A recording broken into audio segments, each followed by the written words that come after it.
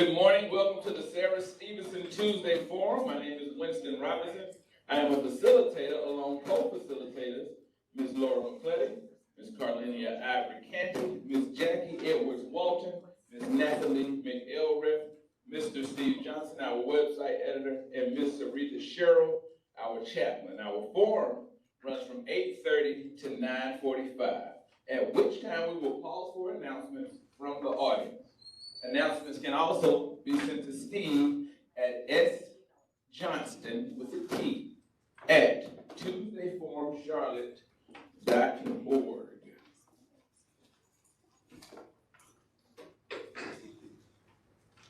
We always begin our forum with a prayer by Ms. Aretha Sherrill, our chaplain. Please, if you will. Good morning, everyone. Good morning. Bow your heads and let's pray, please. Dear God, we are so thankful for today. We're thankful for so much that we don't know where to start. We're thankful to have a forum where we can meet and greet and ask questions and have personal and professional answers. I'm sure that after this morning session and after our girls of color meet our new superintendent, someday we will celebrate her as we celebrated last week, Mary McLeod Bethune and Mary Wells. God bless this session this morning. Bless our nation, bless our state, our county, our city, our neighborhoods, and our homes. In Jesus' name we pray. Let us say together, amen. Amen. Thank you so much, Ms. Aretha. If we have anyone in the room for the first time, please identify yourself. Would you please stand and give us your name and if you have any affiliations you'd like to share? Sure. Hi everyone, my name is Liz Portis. I'm a mom with a rising kindergartner and I just wanted to learn more about the school system and our new superintendent. Nice to meet you guys. I live just down the road on the plaza and I think maybe we met at a Stop the Violence conference and that's how I heard about Tuesday Forum. Yes. Certainly. Yeah. Absolutely. Yeah. Thank you guys for having me. Thank you for joining us. Come back every Tuesday. Good. Good morning. What's your first name? I know it's embarrassing to say. Kimberly McGregor. I'm from Charlotte, North Carolina. My family is from here. I've never been to this meeting before. I have a company, Sid Kimmel Educational Consulting. I just moved back into McCrory Heights, which is where my grandparents live. I'm very happy to be there. I lived in Huntersville for the past 20 years. I'm a Charlottean. I went to Charlotte Mecklenburg schools, and I'm happy to be here this morning. My husband is Rocky McGregor, who is doing very important work within CMS schools. And like I said, I'm just happy to be here this morning. Thank you for joining us. Did you get that on record? It's live streaming too. We got a lot of witnesses. Was anyone there? Yeah. Hi everyone, I'm Liz Monterey and I actually live not too far from here in Plaza Shamrock. And I'm a pretty new resident of Charlotte. I've been here for about 4 years. I have a 4.5-year-old that's gonna be a future Granger Wildcat, class of 2037. And I look forward to engaging with the community and really understanding the vision and values and hopefully being able to represent that as a school board member. So thank you so much for having me and see you around. Absolutely, I'm sure he'll enjoy Granger. Was that the, all right. Oh, I called out by. I'm told. Hi, I'm Ingrid Medlock, and I'm the new Chief of Staff in the Charlotte Mecklenburg Schools. I'm super excited to be here alongside our wonderful superintendent, Dr. Crystal Hill. I am at your disposal and at your service, so if you ever feel a need to contact us, please do so. Superintendent's office. Thank you so much for joining us again, guys. We are here every Tuesday at 8:30 a.m. This is just a natural place to receive information organically that is directly from the community. So please do not let this be your last time joining us at Tuesday Forum, where our guest today is Dr. Crystal Hill from Charlotte Mecklenburg School. She is our new superintendent. If you would please join us.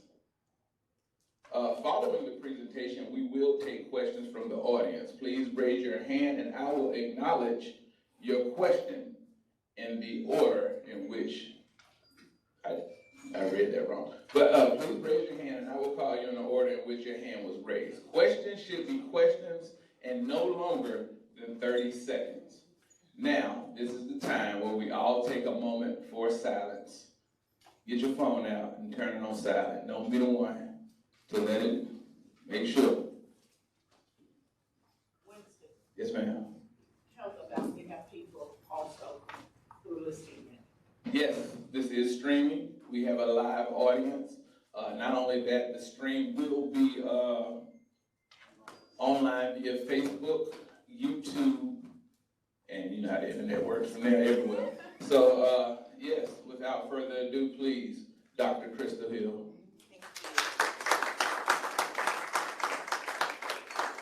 Well, good morning, everybody. I am really excited about the opportunity to be here today. Excuse me, if you could use that mic. Oh, yes. For the audience, for the live For the live audience. Yes, that's streaming too. absolutely. Okay. And hold it up. Turn it on. No, it's not on. The The mic. green, no, the green light on. Is that better?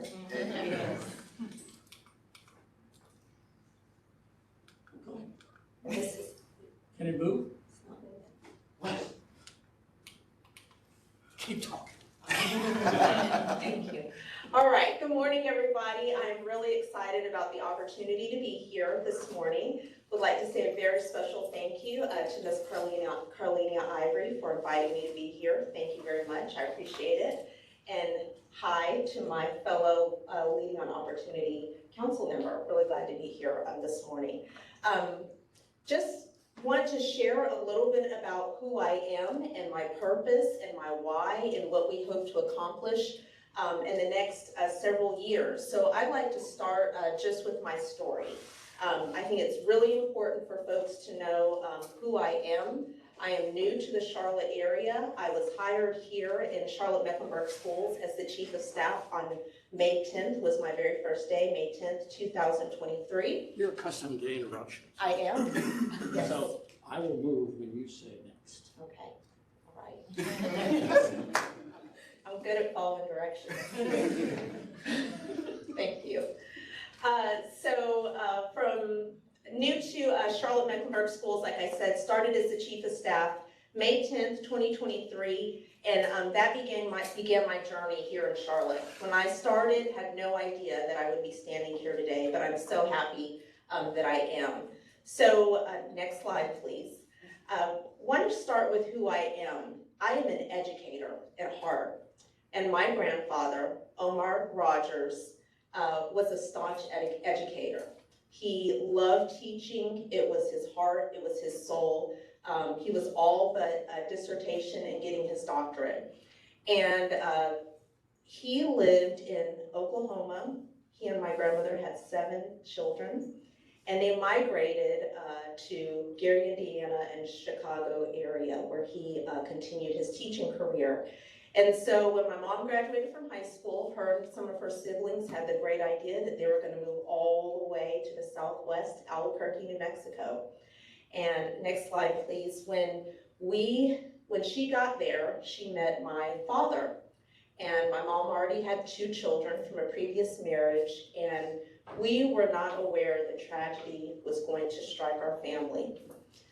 That's me down in the water, but about maybe 6 months prior to that, my older sister, Felicia, passed away in a drowning accident. And that was devastating for my family, for my mom and my dad. Their marriage did not make it. But my mom is a woman of faith. She found faith after that incident. And she knew that she had to continue on for me and my sister. And so that's me and my older sister, Monique. And ironically, we're in water. She was going to make sure that nothing like that ever happened again and acclimated us to water. So definitely a woman of grit and strength and faith. Next slide. And so my grandparents, being the loving grandparents they are, moved from Chicago to come down to Albuquerque to live with my mom to help raise us. And so my grandfather used to always tease me when I was little and say that I was going to be his basketball player because I was the tallest person in the house. And little did he know that I would turn out to be an educator just like him. He taught me how to read, and he was all about the business. Structure, structure, structure. We were reading, it was not unacceptable not to read, and we were clean. He would always say, you may not be able to help me in poor, but you can help me in clean. So we were all about the business. Next slide. I talked about my parents' divorce, and again, this is his teaching certificate. Next slide. And so this is me in my early years teaching in Guilford County Schools at Hunter Elementary School. All of the time that I was at the school level, either as a teacher or as a school administrator, I worked in Title I schools. So this is Hunter Elementary School. There was a large majority of our students who were newcomers. We got several refugees. If you see this picture of my class, I can name those students. Hassan there, who's sitting in the middle, was a refugee. But we had several refugees. 99% of our students were on free and reduced lunch, and over 100 different languages were spoken at that school. But that did not stop us. Our principal, Rob Gasparello, knew and believed in the importance of high achievement for students, and it was absolutely non-negotiable. Again, that is my why and what drove me. Next slide. I just wanted to share a picture of my sweet daddy. Another example of the grit and how I learned to be strong. My parents divorced. Me and my dad, super, super close. That's us taking a selfie in 2019. And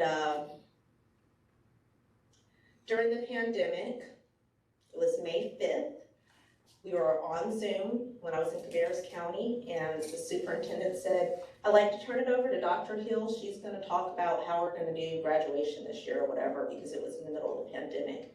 And I looked down at my phone, and there was a phone number from Albuquerque that I did not know, and I knew in that moment something was wrong.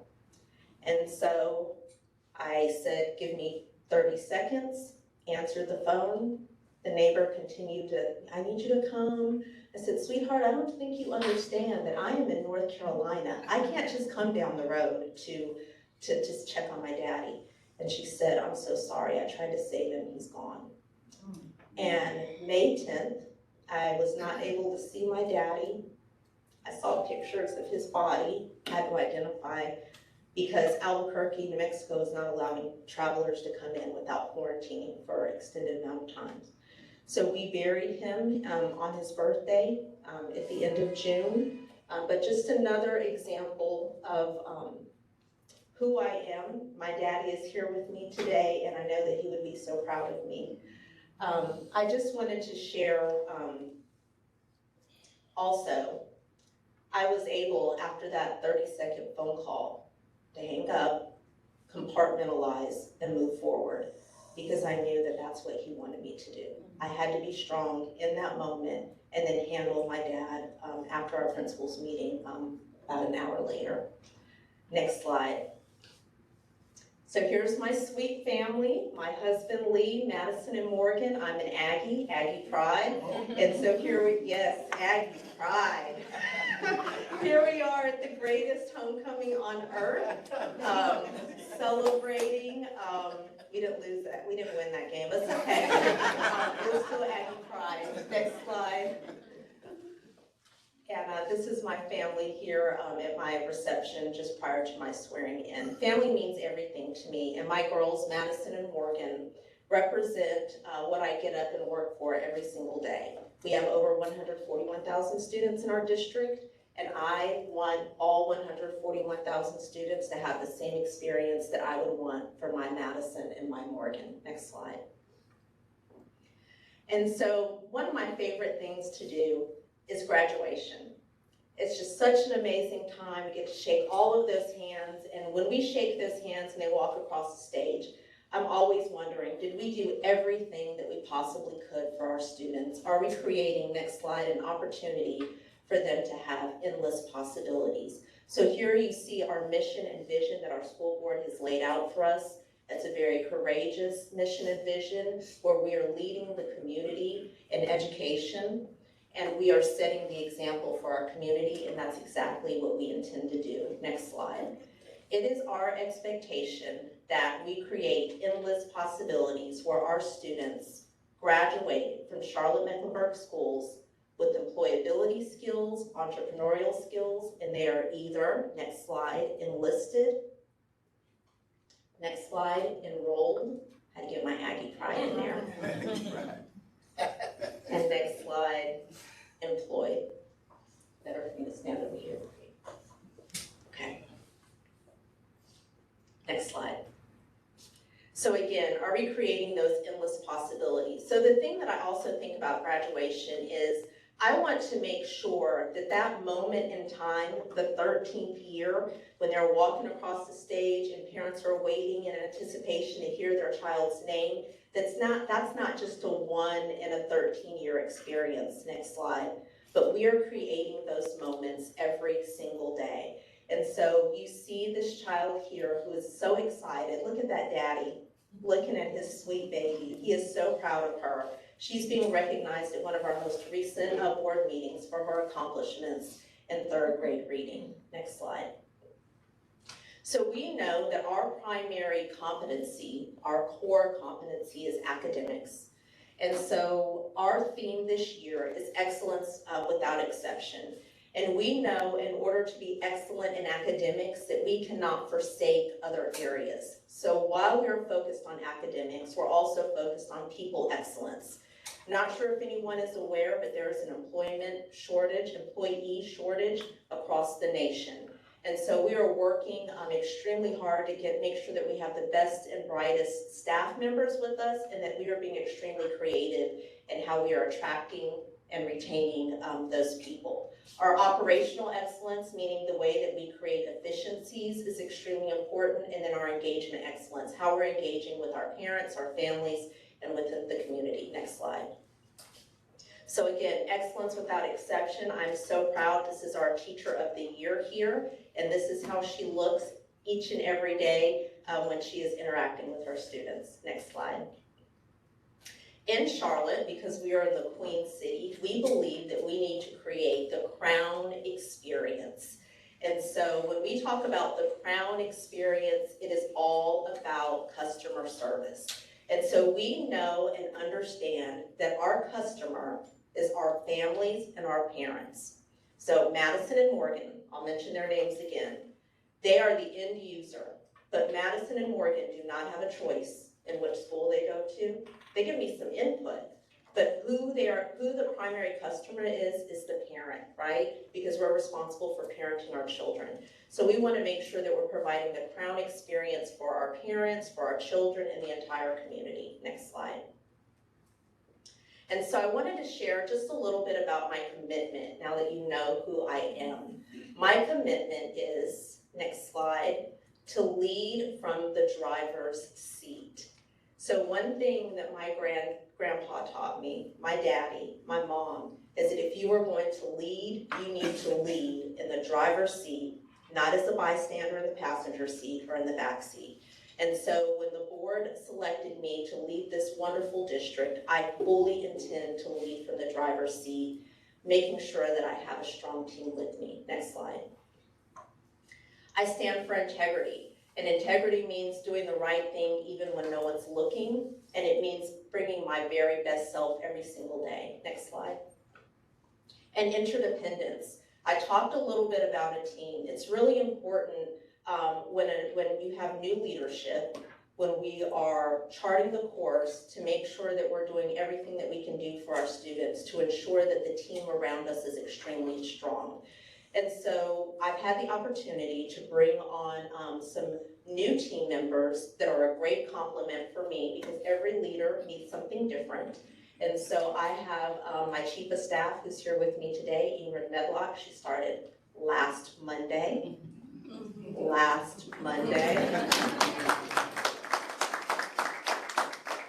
We have Chief Financial Officer who started last Monday, a Chief Human Resources Officer who started last Wednesday, and then we have a new Chief School Performance Officer who will start next Friday.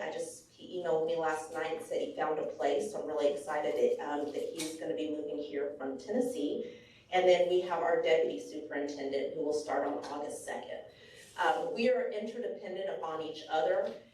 This is a huge district, the 17th largest in the country. We need a strong team and strong leaders to move forward, as well as making sure that we have interdependent relationships with our families and our community members. Next slide. And then I'm committed to rowing together in the same direction. Next slide. So let me talk just a little bit about our successes. So the data that I'm going to share now is not from the past school year, because that data is embargoed.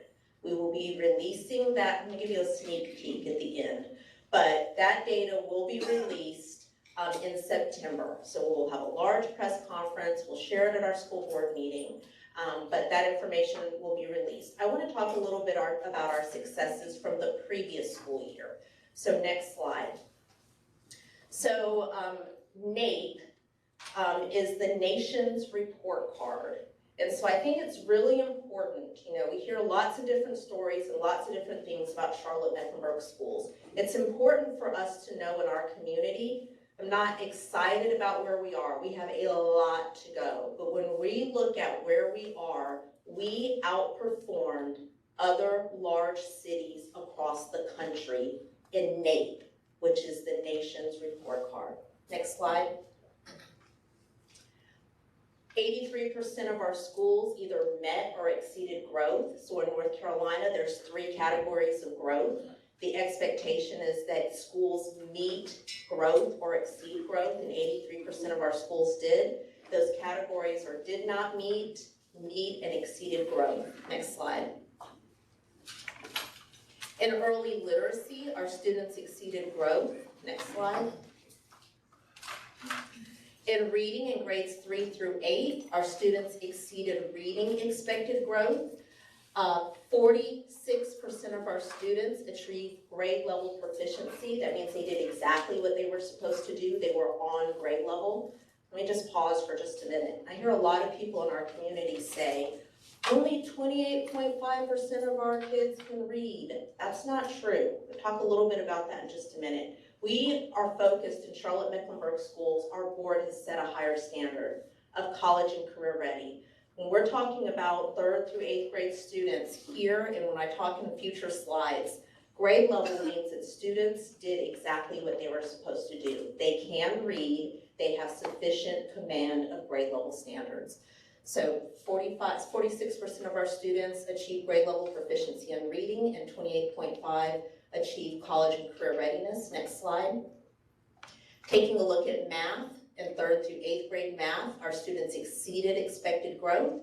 50% of those students were on grade level, and 35% were college and career ready. Next slide. So taking a look at high school math 1 and 3. So for any of you that follow Charlotte-Mecklenburg schools, high school math 1 is one of our goals. 26% of our students in high school math, and then 56.9% of our students were on grade level, and then 8.2% of our students in high school math were college and career ready, and 37.5% in math 3 were college and career ready. Next slide. And then taking a look at biology, 50.5% of our students were on grade level, and 43.2% of our students were college and career ready. Next slide.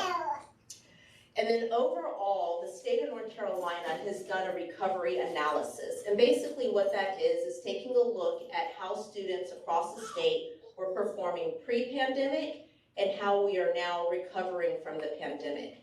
And so I just want to take this opportunity to say one more thing. I don't know why we've been shocked that students didn't do well during the pandemic. Like, why? I'm not sure why that's shocking. Kids come to school every single day for 6 hours a day. All of a sudden, it's completely shut off. Did we expect that they would continue at the same level that they were? If so, then that would mean that we weren't necessary, public schools weren't necessary. I think thinking from a positive and an asset-based mindset, what we need to realize is how important public education is. And the moment that we step back in schools and we're able to come back safely, we've done everything to recover from the pandemic, and we're well on our way. So DPI, the North Carolina Department of Public Instruction, did a recovery analysis, and what they found is that students are making gains in math, reading, and science, and we are reapproaching pre-pandemic projected levels of achievement. So that's great news. Next slide. So here's a look at our goals and guardrails. So you may have heard that the board has set 4 goals for us. Goal 1 is focused on 3rd grade reading, specifically for Black and Hispanic students. Goal 2 is focused on high school math 1. Goal 3 is focused on our endorsements. So when students graduate from high school, what type of endorsements that they have that go along with their high school diploma. And then goal 4 is the percentage of students who are meeting and exceeding growth. This data is embargoed, and I see my friends from the media in the back taking pictures, but that's quite all right. It's not a big secret. I have permission to share a subset of this preliminary data. It is not stamped. It has not gone through the business rules with the State Board of Education. It's not been approved. It's preliminary, but it's preliminary enough that I can share just this subset of data. So just looking at the 21-22 school year, you'll see that our goal is to be a level 4 or 5, which is the highest level of achievement. On the next slide, I'll go through those different levels of achievement, but again, high expectations. And the goal is that we focus on our Black and Hispanic students, because what we found, what the board found, the community found, is it's really important for our Black and Hispanic students to be growing and to be achieving at high levels as students, our white students and Asian students in the community. So the goal was to increase from 15.9 to 50% by October 2024. So here's a look at how we did in the year 21-22, and then this is current year, we're at 16.4. We did not make a whole lot of movement, and our goal, our target for the end of next school year is 50%. Now I was asked, do you think that that's possible? Of course it's possible, endless possibilities. It will take an extremely, a lot of work, a lot of strategy, but it is, anything's possible. And then this is taking a look at our Math 1. The goal was to move from less than 5%, scoring at a level 4 or 5. So we were at 8.2% in 21-22 and moved up to 9.4 with the goal of 25%. Again, a lot of work to do. We do not have information to share on goal 3 or goal 4 at this time, but I just wanted to share that preliminary data. Next slide. This is a slide that I wanted to point out to the community to make sure that we are clear on what we're talking about, because words matter and language is extremely important. So there are 4 levels of achievement in North Carolina. The first one is not proficient. So students that on their end of grade test and on their end of course test, they do not get a proficient score. A level 3 is what we call grade level proficiency. You may hear people say GLP, that's what that means. It's a level 3 and it's sufficient understanding. When students score a level 3, they are on grade level. They are on grade level. However, in Charlotte-Mecklenburg schools, we are focused on higher levels of achievement. So we have a level 4, level 5, a thorough understanding, and a comprehensive understanding, which would be college and career readiness. Next slide. So here's a look again at that same data, and I just wanted to show that again, 16.4% college and career ready, and we had 32.1% on grade level for our Black and Hispanic students in reading. So you can see how those numbers look. And then taking a look at Math 1, 9.4% college and career ready, but wish it was 92, 29.1% on grade level. So that's just taking a look at that. Next slide. All right, so let's talk about data for this current school year. Again, not sharing any numbers with you, but I did want to share that we did see an increase in college and career readiness for students in level 4 and 5 in all areas except science. So in our 5th grade science and 8th grade science, we did not see increases, but in all other grade levels and areas, we saw increases. We saw, this was really exciting. I was re-looking at the data last night, I just got really excited. We saw increases in college and career readiness, level 4s and 5s, and grade level proficiency, which is level 3, in every single group of students in 3rd grade reading and math, 4th grade reading and math, and 6th grade reading and math. So that means that all the arrows were going up across all groups of students, all students, white students, Asian students, Black students, Hispanic students, students with disabilities, our multilingual learners. It was going up in all areas. We did see a slight decrease in 8th grade math, 5th grade science, and 8th grade science. We have substantial gaps that still exist between our white and Asian students and our Black and Hispanic students. We have a lot of work to do to eliminate that achievement gap. I've done it before and it can be done again. Next page. So just real quickly, wanted to share something that I did with at our summer leadership conference. Next slide. I asked them what's their number. So they had to all bring their data. They had to pick a data point. And I said, here's 100 students. 100 different, it looks like students, right? They're all over the place. Moving around, active, all the things that children are supposed to do. So what I did is challenge them. Once you look at this 100 students and circle the percentage of students that were college and career ready, then I asked them to ponder who was inside their circle and who was outside their circle and what their plan was to get a large number of their students inside their circle next year. So that's a challenge that we have. Next slide. And we're going to do this through, you've heard this before, a multi-tiered system of support. So what academic supports are we providing? What social and emotional supports are we providing? What behavioral supports are we providing, including attendance? And what are we going to do when students don't respond to what we're teaching? What are we going to do for all students? What are we going to do for some students? And what are we going to do for our students that have the most intensive needs? Next slide. Again, excellence without exception is the expectation. And next slide. Just real quickly, wanted to share some information. For the first time in recent history, the county commissioners approved our request. So we're really excited about the support from our county manager and a partnership there, as well as our county commissioners. Next slide. The county commissioners also approved to put our bond on the ballot. So that will be on the ballot this November. Next slide. Wanted to share information that our school board approved in terms of our capital improvement plan. So these are all of the projects. We had 30 projects. Our ask was higher than what we actually received. Next slide. So we have had to make some minor adjustments. However, we will be addressing all 30 projects in whole or part. And basically what that means is some projects will be a design phase only and not a full build out. Move out of your way. Next slide. Next slide.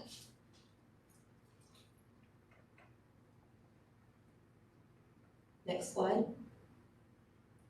Then I'd like to just share our capital improvement plan projects by district. So here's a look on the next slide of how those projects land by the Charlotte-Mecklenburg Board of Education districts.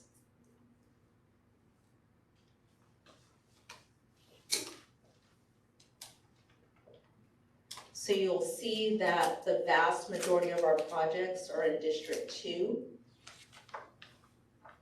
Next slide. And then these are our projects that we've listed out by our Board of County Commissioners.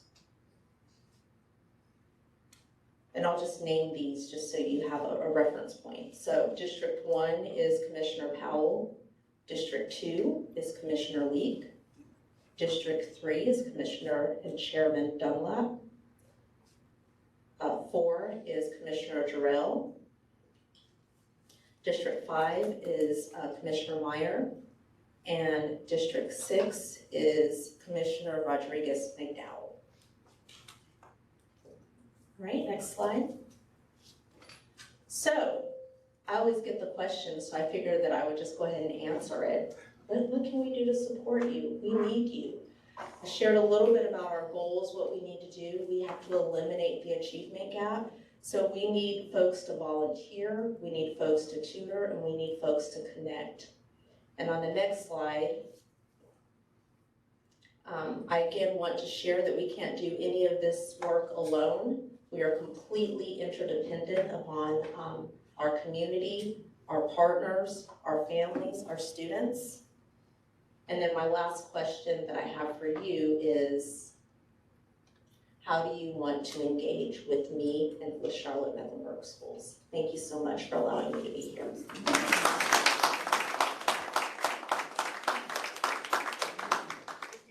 Thank you so much, Dr. Hill.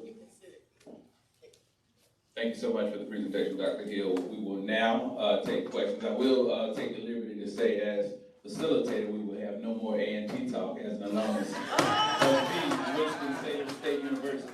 But yeah, we'll shut that down now.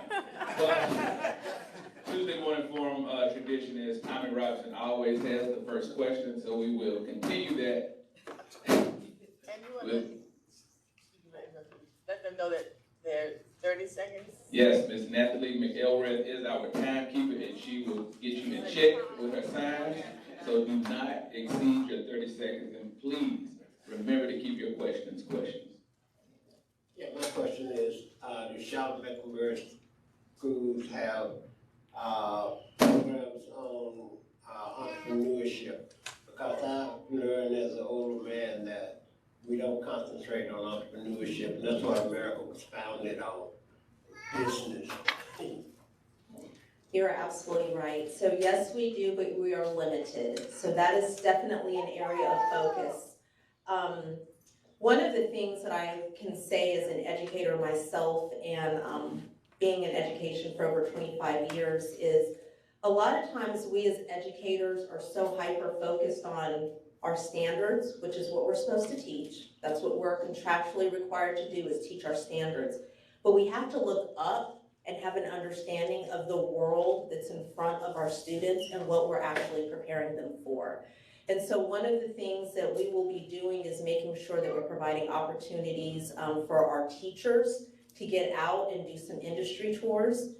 We're in this beautiful city, this beautiful county, and there's lots of opportunities to engage with business owners, with different industries, so they can have a vision and see what's out there, so they can understand what we are preparing our students for. So definitely important and something that we're working on, which is why we added, when students graduate, they have to have entrepreneurial skills. My turn? First of all, congratulations, and nothing but uplift for you. And as far as A&T and Winston-Salem State, I just want to make it for the record. There are only two kinds of people in the world that went to college. Those who went to Johnson C. Smith University and those who wanted to. Now, my question. In pro sports drafts, worst teams get the first pick in player drafts to secure best available players to improve those teams. Now, Charlotte-Mecklenburg is awash with Title I schools and underachieving students. How do you feel about the concept for improving student achievement and performance by putting the best teachers in the most underachieving schools? Yes. Yes, what? And amen.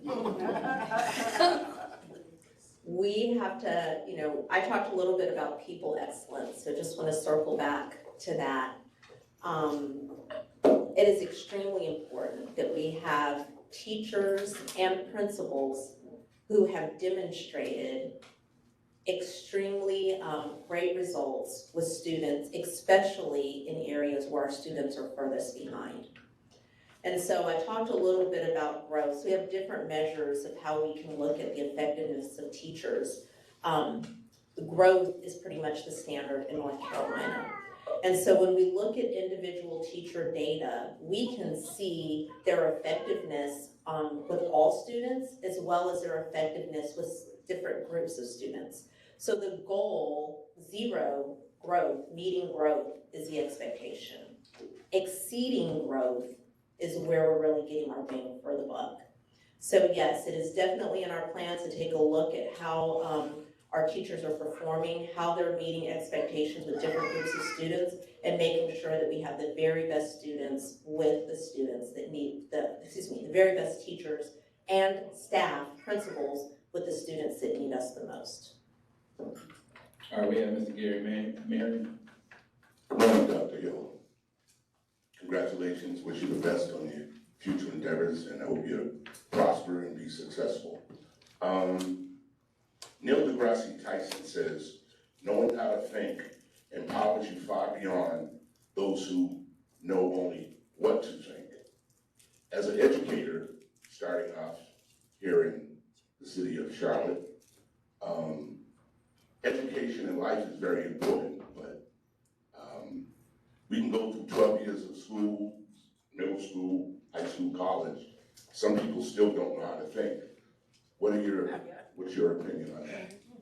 So one of the things that I said as I addressed our leaders this summer is we've got to stop thinking about test scores as the ceiling and think about test scores as the floor. And what I mean by that is it's extremely important for students to know and understand content and skills. It's a requirement. That's just the standard. That's the floor. Being able to think, being able to be creative, being able to collaborate, that's the ceiling. And once we kind of wrap our heads around what we're going after is really just the minimum expectation. And once we get there, then we can allow students to do those other things to be productive in our communities. That's exactly what we're going after.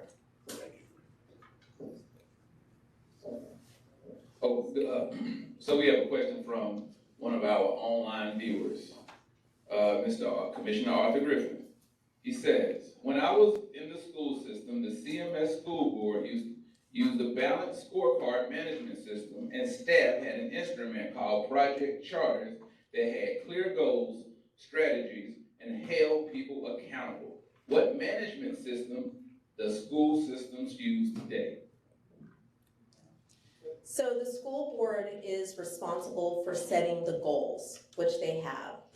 It's my responsibility to carry out those goals and operationalize them. So for the past year, we have been engaged with the CELC, the Charlotte Executive Leadership Council.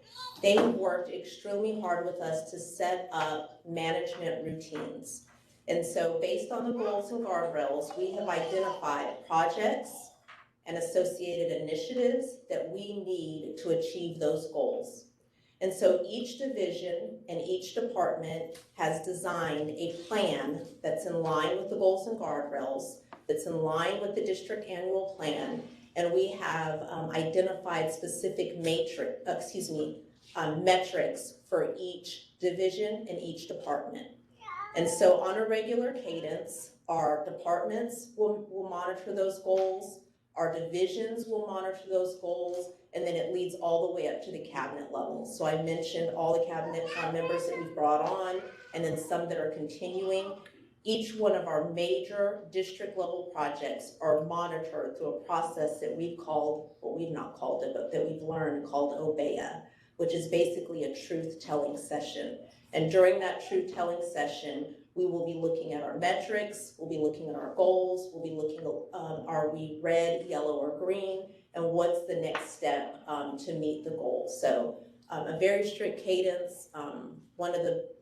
There's been many things that have been the fruits of our partnership with the CELC, but I would say that that is the major one, supporting us with putting a structure in place that will ensure that we will ultimately meet our goals and the guardrails the board has put forward for us.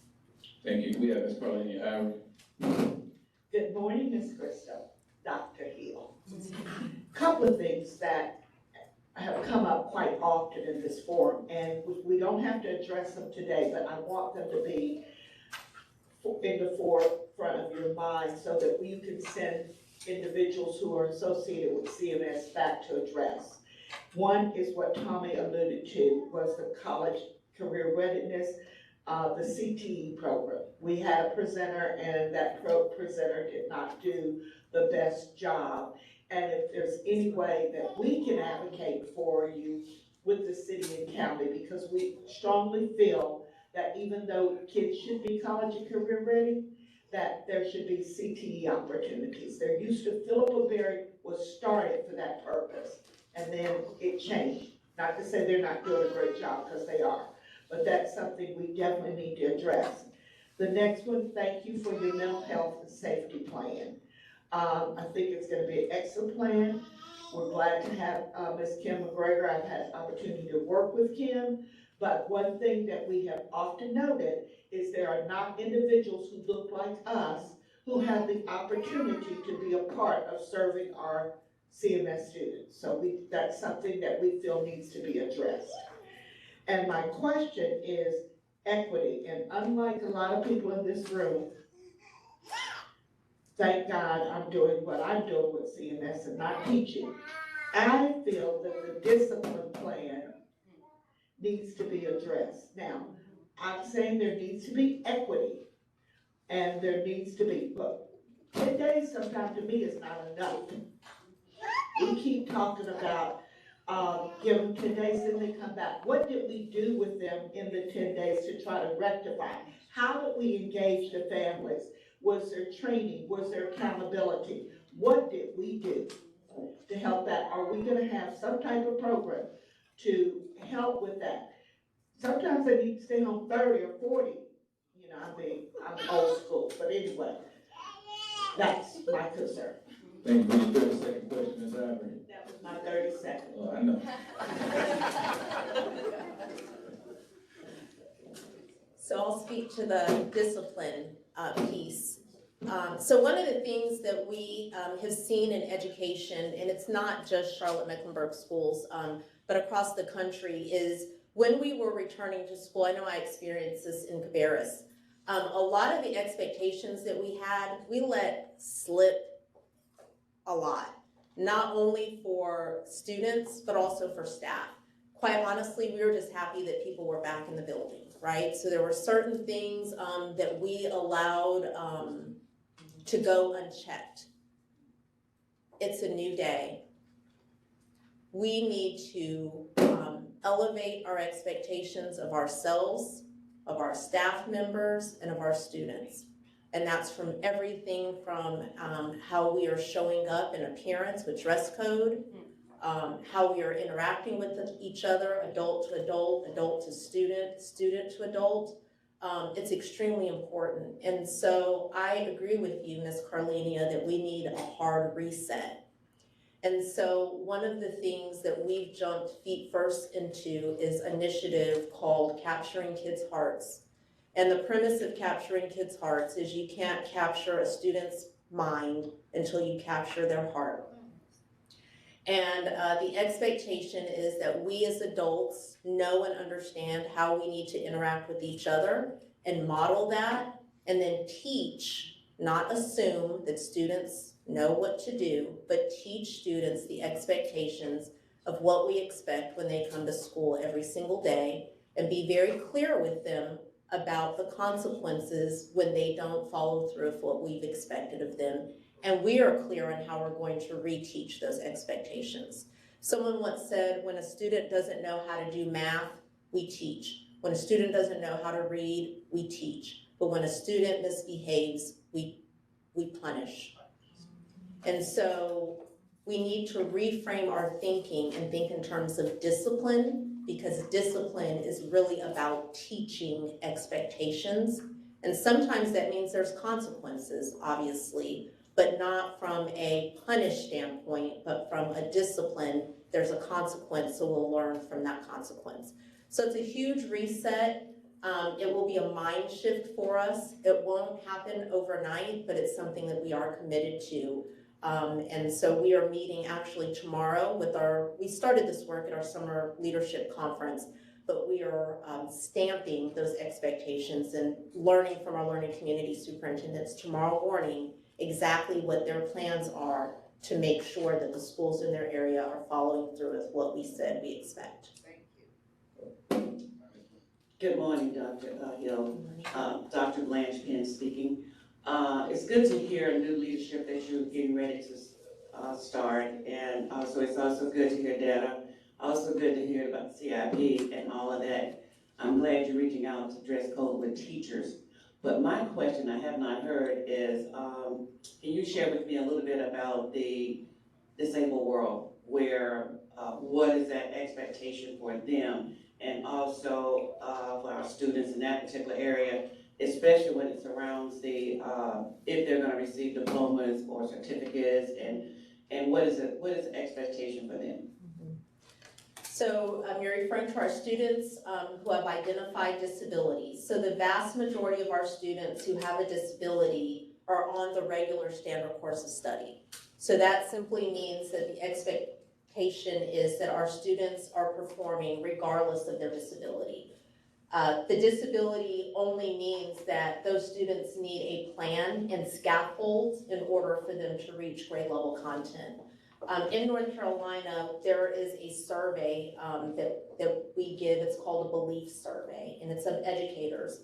And one of the questions on there is, do you believe that students with disabilities can achieve grade level standards? I am baffled by the number of educators at the state level who respond that they do not believe that students with disabilities can meet state standards. They absolutely can. My response would be, we need to look in the mirror and figure out what we are not doing to support our students with disabilities to make sure that they are achieving those grade level standards. So to answer your question, again, the vast majority of our students are on the standard course of study, which means that they get a diploma. There are some students that are on the expanded standard course of study, so it's the same standards, but more life skills that are incorporated, and those students are eligible for a diploma as well. All right, we have Mr. Gary with a question. Good morning, Dr. Hill. Gary Young. Charlotte is an economically segregated city. Generally disproportionate measure in terms of exposure to opportunity based on the zip code that a student may reside. What are ideas you or your team may have to bridge opportunity and exposure across the district where kids that reside from sides that have been historically ostracized economically and in terms of resources, i.e. the West Side? In theory, the question is aligned to the how you're bridging Caucasian and Asian students with Black and Hispanic, because you have to steer their mindsets in order to engage them with your plan. Yeah, that's an excellent question. So when I talked a little bit about endless possibilities, part of the challenge is helping not only us as educators understand those endless possibilities, but also helping our students and our families understand those endless possibilities. One of the things that I've noticed quickly here in Charlotte is that we offer a lot of amazing programming. There are lots of different pathways, there's lots of different opportunities. Our fallacy is that we do not market them, and we do not support our students and our families in really understanding what it is they can get from a different program. And so when we've met just in the last couple of weeks, I've said to our team members, we have this program, but what does that mean for the students? What do they get when they graduate? And if we can't give the answer to that question, I call it an elevator speech, when we get on the main floor and we get up to the 5th floor, if you can't explain it in simple, plain language, then how in the world are we going to market that to our students and to our families that are facing different challenges? So the issue is not, the issue is not the student's issue. It's our burden to figure out how we communicate and how we market and how we share the information and support students and families. I talked about Madison and Morgan, so I'll just talk a little bit about me personally. I have a doctorate degree. Trying to understand, I was a rising senior, trying to figure out all of the nuances for college applications. It is extreme, and I'm an educator that does this work. And so when I'm sitting down with her having these conversations, I have said to her, do you realize how privileged that you are, that you have me that some kind of understands the pathway? It's about knowing the rules to the game. And so how can we expect a change in our social dynamics if one, we don't understand the rules to the game, and two, if we're not willing to teach others the rules to the game? Because there are rules to the game to get in different places. And so the challenge that I have to get to making sure that all of our students graduate with entrepreneurial skills, and that they have employability skills, and that they graduate enlisted, enrolled, or employed is really simple. Teaching our students the rules to the game and helping families understand what they get by a certain pathway. It doesn't happen in 11th grade. If we can't help students understand where they're going and the meaning behind the madness when they enter high school, the chances of our students graduating with everything that I shared, it goes down, it minimizes, because they can't make a connection of why I'm sitting in this Math 1 class and why it's important to have a decent GPA. They don't understand what it gets them at the end. But if we can paint a very clear picture of this is what you get, that's half the battle. All right, we have a question from Ms. Crystal Bright, but before we get to Crystal, we have a question from one of our online viewers who happens to be one of our co-facilitators and a 35-year educator.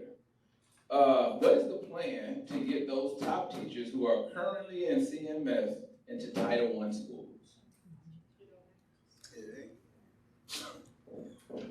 So for this current school year, I've started with leadership, because that is what I control, is leadership. So when I get the right leaders in place, I've made lots of changes in terms of principal placements, and those principal placements have been made based on past performance and their ability to move the needle with students. So it starts first with them.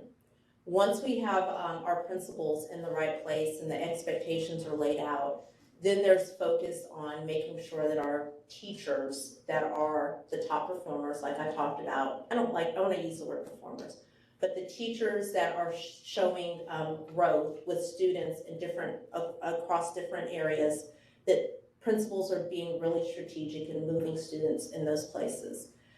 We have had some incentive-based things where for our schools that have a certain designation, that there is financial incentives for teachers and for staff to go to certain schools, and they have to have a criteria in order to get there. One thing that I put in place while I was interim is that not only do you have to meet the criteria to get there, you have to meet the criteria to stay there and to continue receiving the incentive, because that wasn't in place before. And so, tightening up some things like that. But like I said, it starts with leadership, and it starts with the expectation. Thank you, Ms. Crystal Rice. Good morning, Dr. Hill. Because of my childhood as a frequently homeless elementary school student raised by a single mother, I founded an agency called the S Academy that educates and provides enrichment for homeless K through 3 CMS students primarily. We are currently doing that work where you spoke on volunteering, tutoring, and connecting. But I wanted to know, with our agency, and we're 3 years old with CMS, we're a contracted vendor, what other areas might an agency like mine, who is currently doing that, how else might we partner and connect with the district? If you can, currently have any thoughts on that readily, or if there's other ways that we can kind of explore that. Yes, so one thing that I love about Charlotte is the engagement that we have from the community and agencies such as yours. One of the challenges that we've experienced brought on primarily through the pandemic, but then following that with change in leadership in our area of community partners and family engagement, we've had some team members who have gone and chosen some different career paths. And so very proud of them and happy for the new ventures that they have taken on, but it's left a hole. And so we have found ourselves this past year working really hard to engage community partners and making sure that that engagement is based on the needs of the students that we have and that we serve. And so Ms. Carlenia is one of our, she knows her department's been moved 3 different times, I think in the last less than a year. But we have someone new who's leading in that area. His name is Damon Willis. And so Damon is meeting with all of our strategic partners, making sure that there's a clear memorandum of understanding. So agencies like yours understand what our students need and understand where the greatest need is. It's great to have community members that want to help, but if we're not able to plug them in where the help is where it's needed, then sometimes that help is counterproductive. And so I'm glad that you asked that question because it's extremely important to have alignment and that we're clear with our partners on what our students need so then our partners can then help support us. Thank you.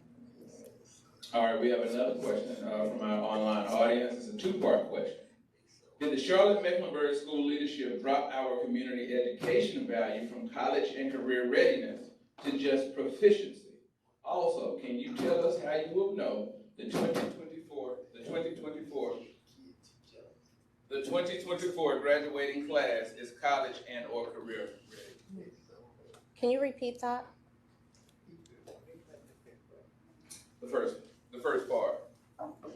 Did Charlotte-Mecklenburg School leadership drop our community education value from college and career ready to just proficiency?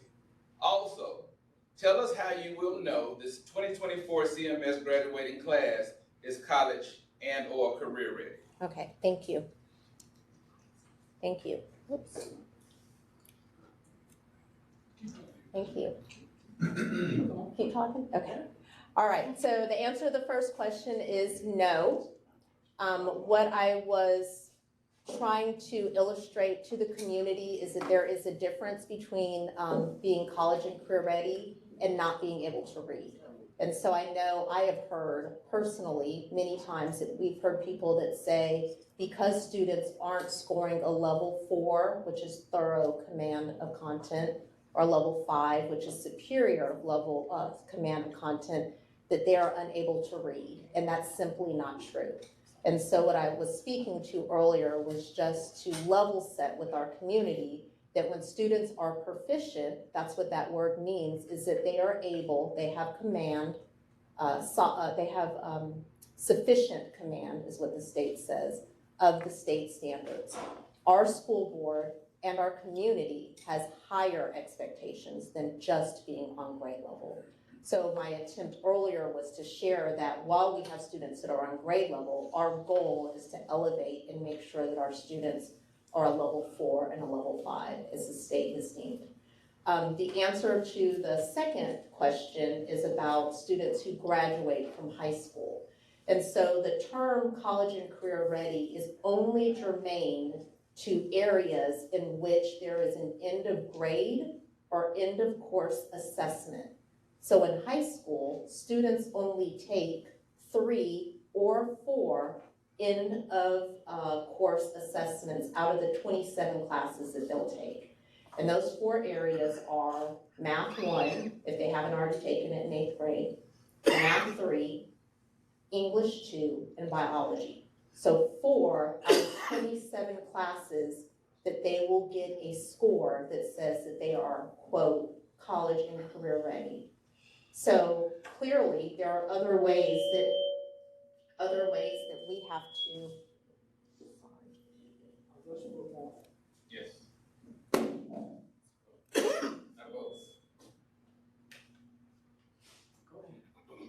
Is that okay? Yeah. Okay.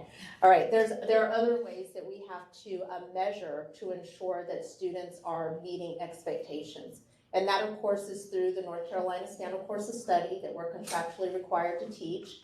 And then there are other areas such as assessments that students may take.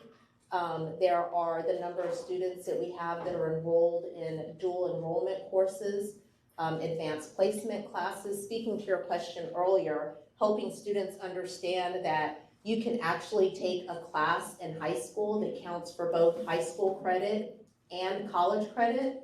A lot of our families don't understand that. So that is definitely a measure that we can take a look at.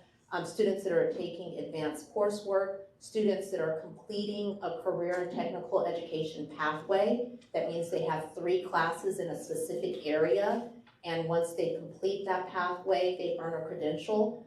So there's multiple ways to determine if our students are ready, employable, and have entrepreneurial skills, and making sure, again, as I said earlier, that they're either enrolled, enlisted, or employed when they graduate. And of course, we cannot discount the high school graduation rate, which is the measure that we use in North Carolina. Thank you. We have a question from Ms. Shemaya Haynes. Thank you so much for coming and educating our community and really reaching out and doing this sort of outreach. I have 2 really simple questions. One is, I'm excited about the metrics that we heard about. Is that public information, just the basic metrics? And also, I had another question, but I can't think of what it is right now. I'll ask you later. That's the biggest one. All right, thank you. So yes, in our annual plan that will be launched at the beginning of August. Oh, she remembered her question. The CMS website, are y'all gonna do something about the CMS website? That was. Yes, let me answer the first question first. Okay. So the first question was, are those metrics going to be publicly available in the plans that we discussed? And so, yes, so in our annual plan, we won't be public facing all of the metrics because it would be overwhelming. It's like lifting up the hood of a car and seeing everything that's underneath it. But there are specific metrics that will be public facing, that will be on a public website dashboard, that will be updated on a regular cadence. And so yes, that will be unveiled in August prior to the start of school. And yes, the Chief of Staff just got a big smile on her face because that was a topic of conversation multiple times about our website. So yes, we are working on it. Thank you. All right, Dr. Hill, we have a lot of questions. So if we could, again, we're going to be really strict about that 30-second rule. However, Dr. Hill, we're going to also ask you to please limit your answers to 1 minute. Fortunately, How much I might need my how much time does she have? a minute to answer questions. No, so we're going to ask Dr. Hill if you have the time. My good friend Terry, who is running this building, has given us the grace to extend to 10 o'clock.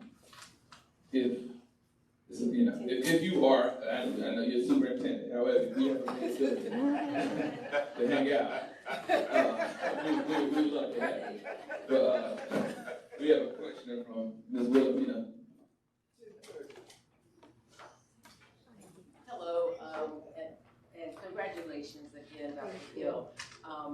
I have heard several questions today that are related to the one that I have, and it's around having highly competent, effective teachers in every classroom across the district, and how you will actually be able to do that, given that we have had this persistent problem of having teachers in classrooms where we've had students with the greatest challenges not having those teachers in the classroom over a sustained period of time.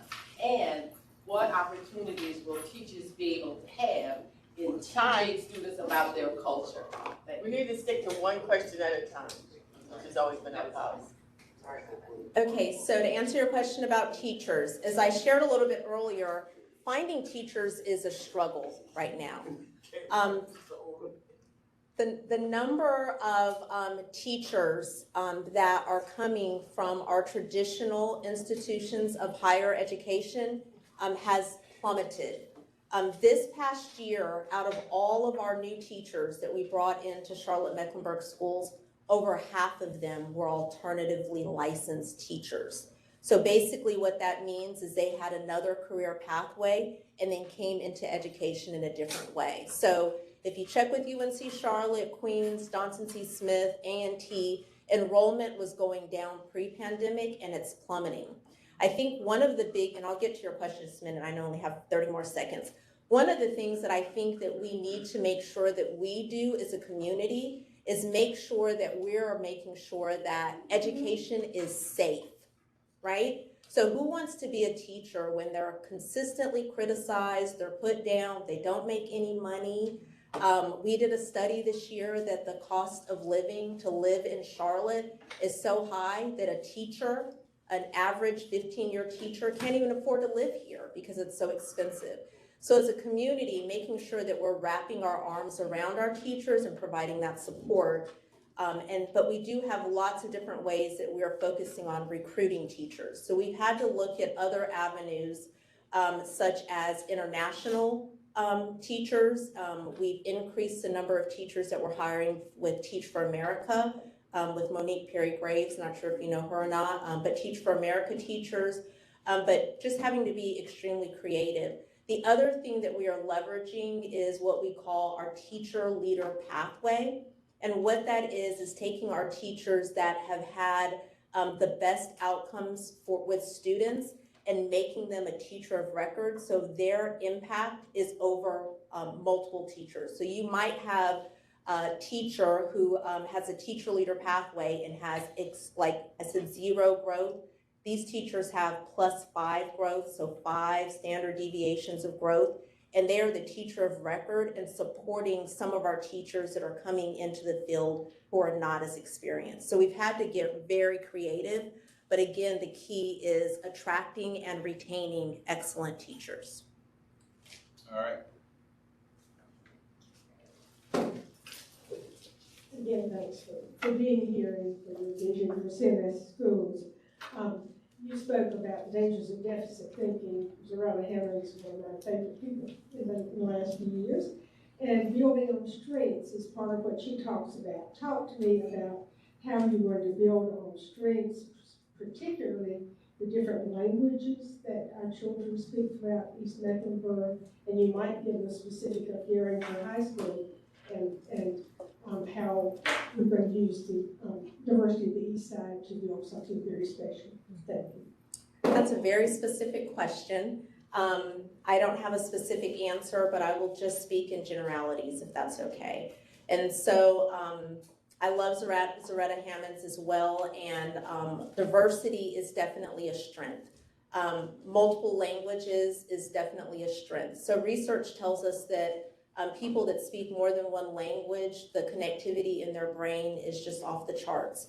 And so making sure that we are and focusing on that strength, especially for our students that come to us as multilingual learners, making sure that we're connecting, providing that high academic language so they understand and can make those connections. But again, diversity is a strength, and it's something that I've demonstrated in my career. You saw the picture of one of my first classes. It's something that I value, and it's something that we just have to continually build on. All right, Rashid. Hey, I want to say congratulations. Also, would like, as superintendent, how do you weigh student opinion, and how do you like directly interact with students and get feedback from them? Excellent question. So I worked with an educator, and he once said that children really are people. And a lot of times we refer to children as almost like a subject. You know, I talked a little bit about the parents or the customers, but we have to listen to our students. So we have a very, very active student leadership group in Charlotte. They are extremely vocal and have no problem sharing their thoughts about what they think is right.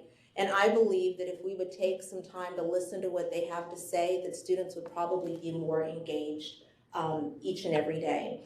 But we have a group that we meet with regularly. I'm actually scheduled to meet the first week in August with that group, and we'll meet at least once a quarter. Well, they will just ask me open questions similar to this. I'll bounce some ideas off of them. And then we also have a student who serves on our school board as an advisor. So extremely important to connect with students to get their feedback and their input. Thank you, Chris. Good morning. Is there any other way that CMS gauges progress other than testing? Yes. Lots of different ways. So I talked a little bit about social emotional learning. So we do a screener that's called a panorama screener. One of the things that we focused on is self-efficacy, students' thoughts about their work, their progress. So we do a screener at least 3 times a year. So we're checking in on their social emotional and their well-being. We're also taking a look at graduation rate, which of course is not associated with the test score. Students that are taking advanced courses, credentials, as I spoke to earlier. But then there's also other measures in the arts, world languages, the number of courses that students are taking in the fine arts department. So there's lots of different ways to measure how students are doing. But looking at test scores, like I said, is the floor, and that's the fundamental, that's the standard. So that's where we have to start understanding that that's the floor and everything else is the ceiling. Ms. Juanita. Yes, good morning, Dr. Hill. I'm Juanita Miller, and I retired from the FBI after 32 years of working there. And after my retirement, I actually went into CMS. So I've been in CMS for the past 10 years. I've been in about 9 or 10 of the, especially the Title I schools. And so now I'm one of your guest teachers. What a rewarding career for the past 10 years. So my question is this. There's an element of safety that needs to be addressed in every school. This is the era of so many mass shootings. I'd like to know what your plans are to address that for every single school.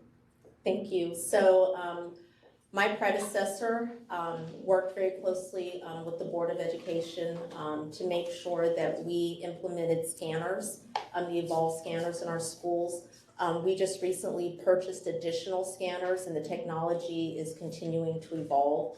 The current scanner is a weapon detection scanner, but we've invested in new scanners that also pick up other things other than guns. So the number of weapons drastically decreased this year as compared to last year, so we know that it's working. But when we talk about safety, we have to be mindful of not just physical safety and how we're hardening our schools, but also psychological safety, because that's extremely important as well. So we do have a safety plan of how we're making sure that we're taking care of those things. We've also invested heavily in camera systems. And so camera systems that have automatic doors, if there's activity in an area, it may automatically lock the door. So we have different things that we've put in place, and we continue to layer and layer and layer. We've also connected with Bank of America. They provided some consulting for us to just make sure that it's something that we're focused on. It's nothing that you ever accomplish, but the number one thing that we can do is ensure the safety of our students and our staff. We have Ms. Aretha Sherrill. Good morning and congratulations. I'm a fan because I listened to you as you did the interview with the Black Political Caucus. And for once, you see the students of color in our district, those students who need special help from all of us. But my question is, how are the endorsements communicated to the students? Do you mean high school endorsements? Yes. Mm-hmm. So just recently at our last board meeting, I gave a progress monitoring report on our endorsements. So one of the things that I shared with our school board, so let me back up. Those goals were developed, and they were developed based on the vision and values of the community. And so staff recommended to the board that endorsements may be a good way to track it. What we have learned is that the actual endorsement doesn't really get the student who's the end user anything. So what I mean by that is if you have a global endorsement, that doesn't really mean anything because there's not a college, there's not an industry, there's not a military that's asking, please check off the endorsement that you earned from North Carolina Public Schools. It doesn't exist.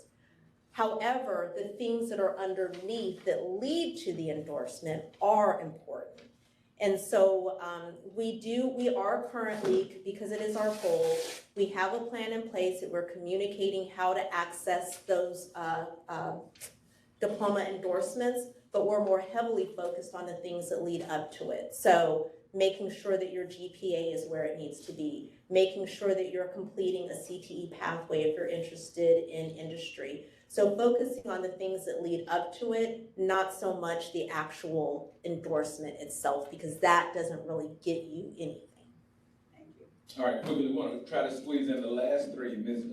Jackie, Adrian, and Mr. Combs. Good morning. Good morning. Can you talk a little bit about what you may be doing regarding emotional intelligence with staff?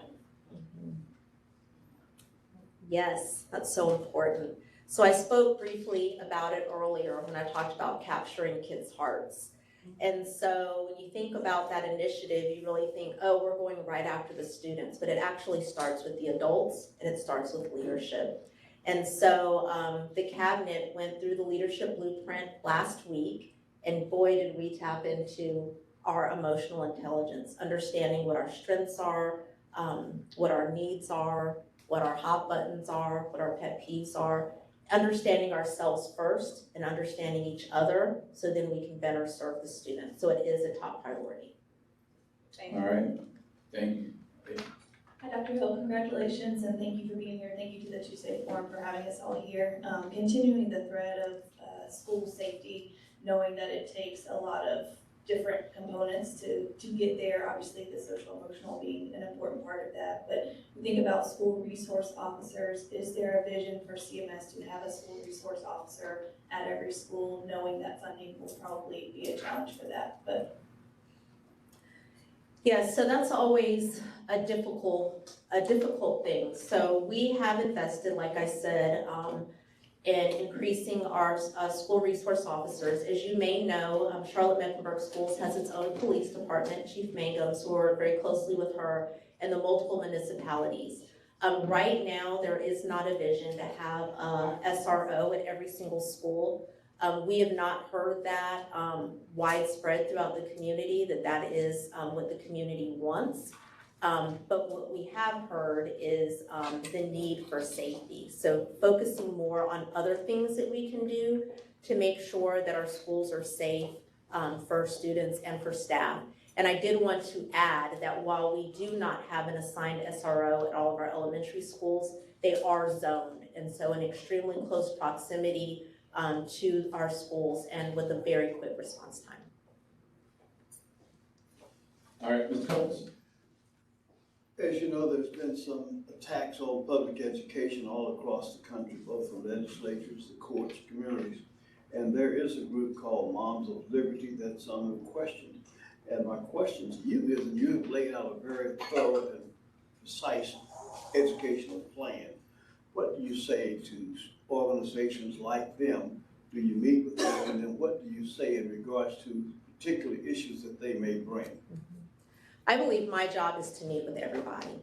And so whether or not I agree with what they stand for and what they believe, my job is to listen and to listen to what we do have in common and to focus on building from there on how we can come to a mutual understanding of where we need to move forward.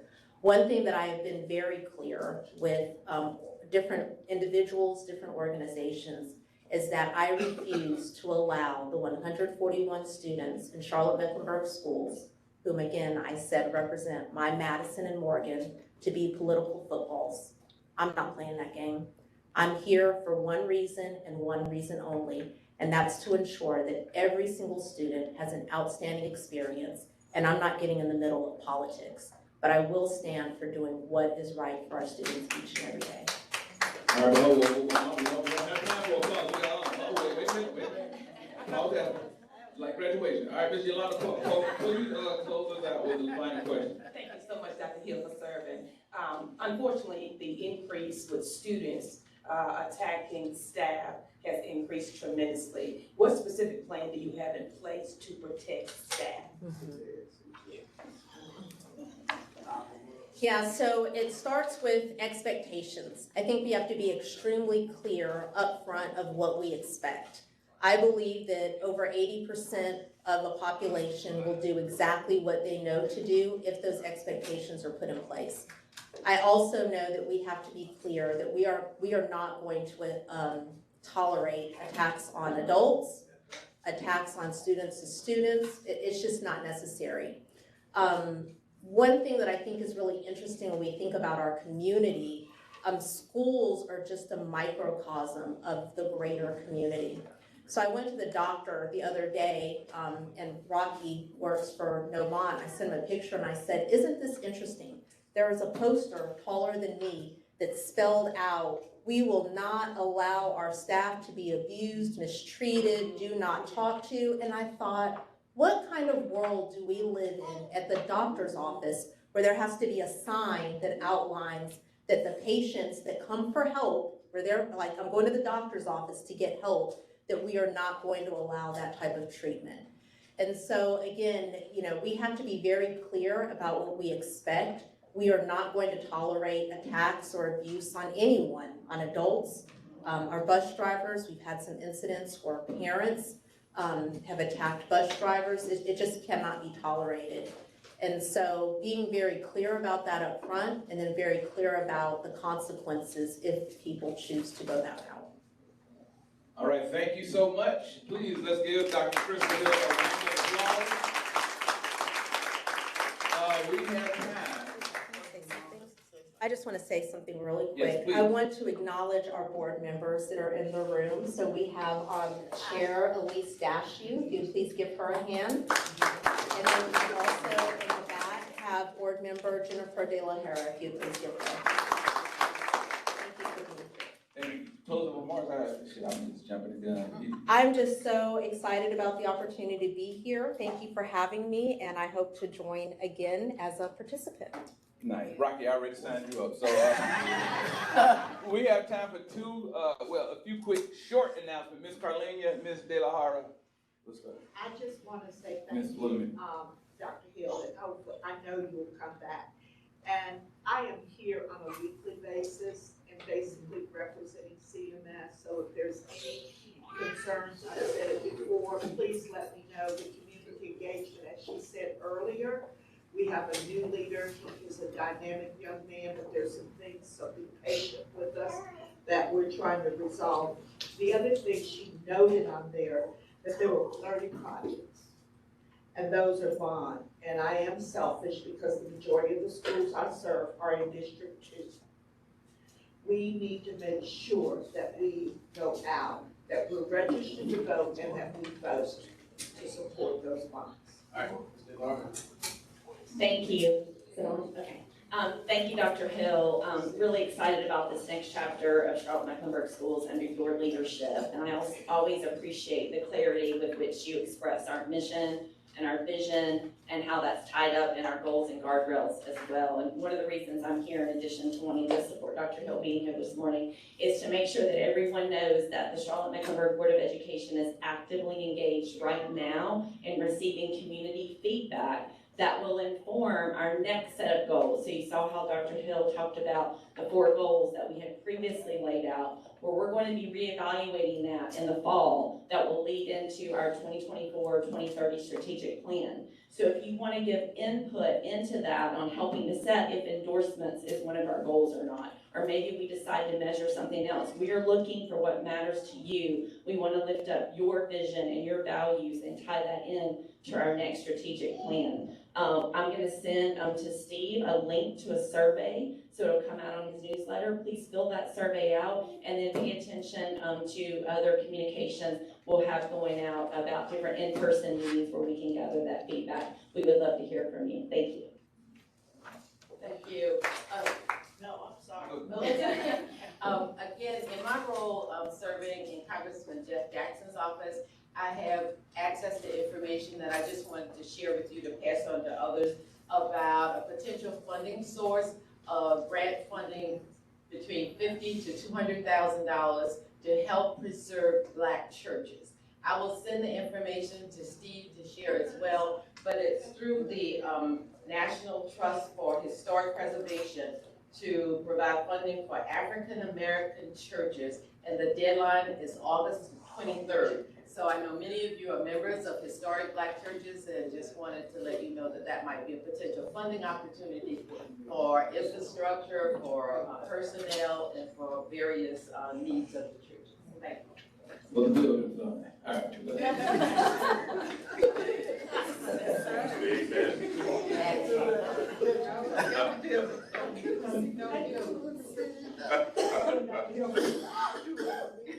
Thanks for being here. I wanted to mention, I know many of you know about the discussion, rather heated discussion sometimes about what's happening, going to be happening at Eastland Mall. And many of the community leaders and community folks have very strong opinions about that.